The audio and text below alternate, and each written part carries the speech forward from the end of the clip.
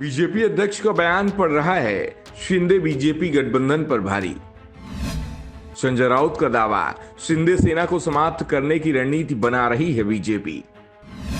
कांग्रेस बोली, बीजेपी प्रदेश अध्यक्ष के पेट में जो था वो बाहर आ गया। शिंदे सेना के लिए आने वाला समय हो सकता है मुश्किल भरा। बीजेपी अध्यक्ष बोले, शिंदे के साथ विधानसभा में जीतेंगे 200 सीट। महाराष्ट्र में बवाल मचा हुआ है। गठबंधन को लेकर एमवीए और एनडीए दोनों ही परेशान हैं। सबसे पहले खबर एमवीए गठबंधन अंदर से निकल कर आई, जिसमें बताया गया कि अब तक अघाड़ी गठबंधन को लीड करने वाली कांग्रेस पार्टी को लोकसभा चुनाव में तीसरे दर्जे का दल बना दिया जाएगा। अब तक महाराष्ट्र में 60% सीटों पर गठबंधन में लड़ने वाली कांग्रेस पार्टी को 15% सीटों पर समेट दिया जाएगा। राज्य में लोकसभा की 48 सीटों में से कांग्रेस को सिर्फ 8 सीटों पर समेटने की तैयारी एमवीए में हो रही थी। बाद में कांग्रेस ने इस तरह के किसी भी समझौते को खारिज कर दिया। दावा किया कि गठबंधन दलों की बैठक हुई थी, जिसमें सीट बंटवारे को लेकर कोई चर्चा नहीं हुई। मीडिया में जो चल रहा है वो सब फर्जी है। एमवीए सीट बंटवारे का बवाल शांत हुआ था कि एनडीए में शुरू हो गया। अचानक सोशल मीडिया पर बीजेपी के प्रदेश अध्यक्ष चंद्रशेखर बावनकुले का बयान चर्चाओं में आ गया।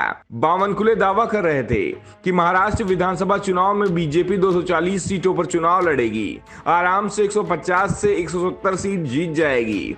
शिंदे गुट के पास 50 विधायक हैं, इन्हें इतनी ही सीट लड़ने को दिया जाना चाहिए। साफ है, अगर 240 सीटों पर बीजेपी चुनाव लड़ेगी तो शिवसेना को लड़ने के लिए 48 सीटें ही मिलेंगी।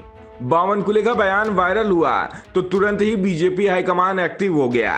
शिंदे गुट भी हैरान दिखा। तुरंत ही सोशल मीडिया से बीजेपी अध्यक्ष के वीडियो हटाए गए। बावनकुले ने भी सफाई दी कि उनके बयान के गलत अर्थ निकाले जा रहे हैं। बीजेपी नेताओं की ओर से दावे हो रहे हैं कि एकनाथ शिंदे ही सीएम रहेंगे और 2024 का लोकसभा चुनाव के बाद विधानसभा चुनाव भी बीजेपी शिंदे के नेतृत्व में ही लड़ेगी।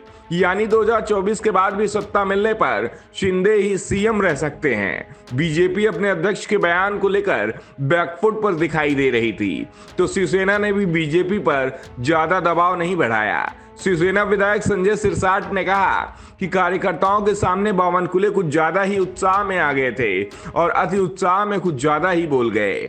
दूसरी ओर शिवसेना यूबीटी के सांसद संजय राउत ने कहा कि बावनकुले का बयान सभी छोटे दलों को खत्म करने की कोशिश का हिस्सा है और शिंदे शिवसेना को भी बख्शा नहीं जाएगा। प्रदेश कांग्रेस अध्यक्ष नाना पटोले ने कहा कि बावनकुले के पेट में जो है वही उनकी जुबान पर आ गया, अब शिंदे को देखना होगा। राष्ट्रवादी कांग्रेस पार्टी के प्रदेश अध्यक्ष जयंत पाटिल ने कहा, यह संकेत है कि शिंदे समूह का बीजेपी की ओर से सफाया कर दिया जाएगा। पाटिल ने कहा कि बीजेपी इस बात पर जोर देगी कि शिंदे शिवसेना को अगला चुनाव उसके कमल चिन्ह पर लड़ना चाहिए। यह शिंदे सेना के समाप्त होने की शुरुआत होगी। शिंदे शासन का समर्थन करने वाले 10 निर्दलीय विधायकों के नेता बच्चू कडू ने कहा, शिंदे फडणवीस को बाहर से समर्थन दे रहे हैं और उनके गठबंधन का हिस्सा नहीं है। जब हम उनके गठबंधन में शामिल होंगे तब सीट बंटवारे का मुद्दा सामने आएगा और हम देखेंगे।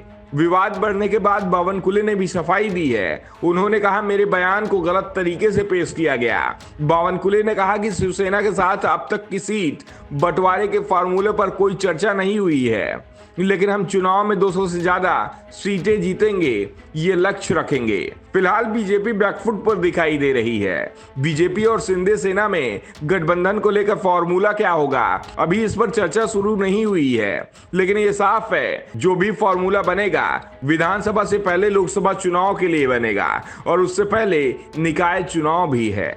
और इन चुनाव में ही साफ हो जाएगा कि बीजेपी और शिवसेना के बीच होने वाले गठबंधन में किस दल की हिस्सेदारी कितनी होगी।